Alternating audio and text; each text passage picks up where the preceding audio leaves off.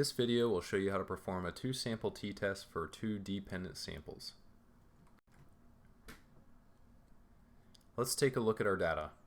Here the data represents the test scores students received on their first and second attempts of a Calculus 1 exam. So for student 1, they received a 67 and then a 78.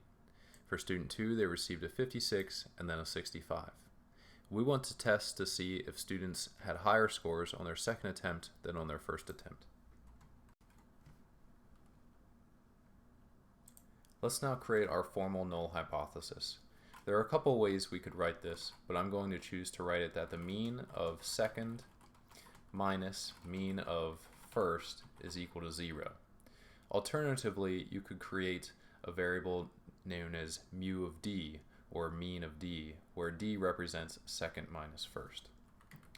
Then our alternate hypothesis is going to be that mean of second is greater than mean of first. And now let's go ahead and write the code to perform the test. We're just going to use the t-test procedure, so it'll be proc t-test. We can specify our data, which will just be scores. Let's specify the null hypothesis, which will just be equal to 0. Specify our alternate hypothesis, so it'll be sides is equal to, here our choices are u, l, or 2. We want to say greater than, so we're going to use the u.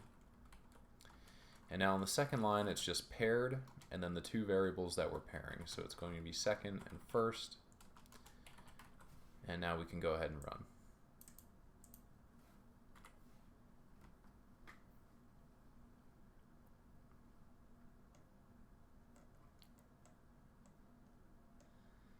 And scrolling up to where it says t-test procedure, we can see that there are 5 degrees of freedom. The t-value is 2.41, and we get a p-value of 0.03. Now, if our significance level or our alpha value is 0.05, then we can go back and say that we can reject our null hypothesis since the p-value is less than our alpha. And our final conclusion can be, with an alpha of 0.05, we can say with confidence that we can reject the null hypothesis and state that the mean of the second observation is going to be greater than the mean of the first observation.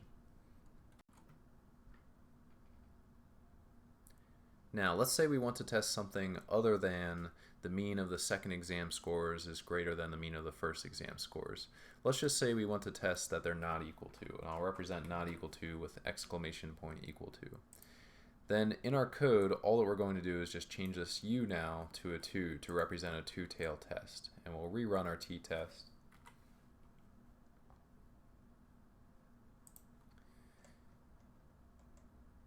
And now notice in our p-value, the t has absolute value around it. Also notice that our p-value is twice the value that it was before because you multiply it by 2 since there's now two sides. Now, given that our p-value is 0.06, if our alpha is 0.05, we would fail to reject, but if our alpha was 0.1, then our p-value would be less than alpha, and then we could reject the null.